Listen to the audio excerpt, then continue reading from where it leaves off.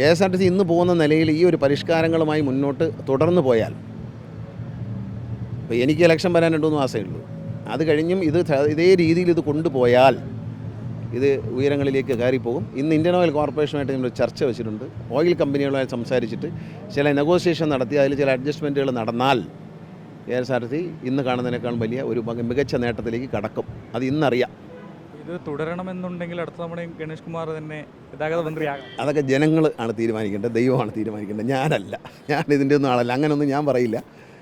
നമ്മൾ ഇലക്ഷൻ നിൽക്കുന്നതൊക്കെ, ഞാനൊരു ദൈവവിശ്വാസിയാണ്. ഞാൻ മനസ്സിലാക്കുന്ന ദൈവം നിൽക്കാനും, ഞാനൊരു സിനിമാ നടനായിരുന്നു, നിൽക്കാനും ജയിക്കാനും ഒരു മന്ത്രിയാകാനും ഒക്കെ കേരളത്തിലെ ജനങ്ങൾ അവസരം തന്നു, ദൈവം അവസരം തന്നു. അത് ഞാൻ മിസ്യൂസ് ചെയ്തില്ല എന്ന് നിങ്ങൾക്കും എനിക്കും അറിയാം.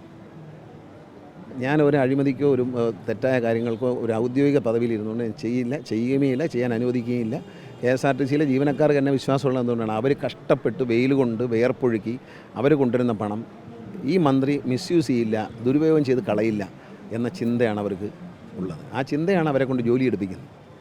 ഇവർ തന്നെയായിരുന്നു പണ്ടും KSRTCയിൽ ഉണ്ടായിരുന്നത്. പക്ഷേ അവർ തന്നെ ഇന്ന് നന്നായി ജോലി ചെയ്യുന്നുണ്ടെങ്കിൽ അവരെ ആ വിശ്വാസമാണ്, ഞങ്ങളെ കഷ്ടപ്പെടുന്ന പണം ദുരുപയോഗം ചെയ്ത് പോകില്ല എന്ന ഒരു ചിന്ത അവരിൽ ഉണ്ടാക്കാൻ കഴിഞ്ഞതാണ് ഈ വിജയത്തിൻ്റെ രഹസ്യം.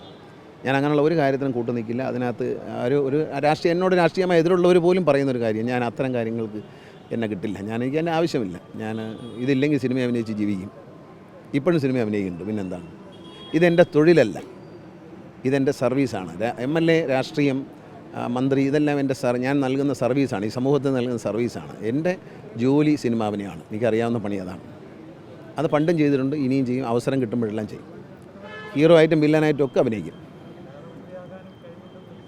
അതൊക്കെ ദൈവത്തിൻ്റെ, നിങ്ങളല്ലേ പറയുന്നത്, നിങ്ങൾ ചെറുപ്പക്കാർ പറയുന്ന കാര്യങ്ങൾ സന്തോഷത്തോടെ ഞാൻ സ്വീകരിക്കുന്നു. അങ്ങനെ ഒരു അംഗീകാരം എന്നോട് നിങ്ങൾ ഒരു മാധ്യമ സുഹൃത്ത് എന്നോട് പറയുമ്പോൾ എനിക്ക് വളരെ ബഹുമാനത്തോടെ സന്തോഷത്തോടെ ഞാൻ സ്വീകരിക്കും. ആ കോംപ്ലിമെൻറ്റിനെ ഞാൻ സ്വീകരിക്കും. Thank you so much.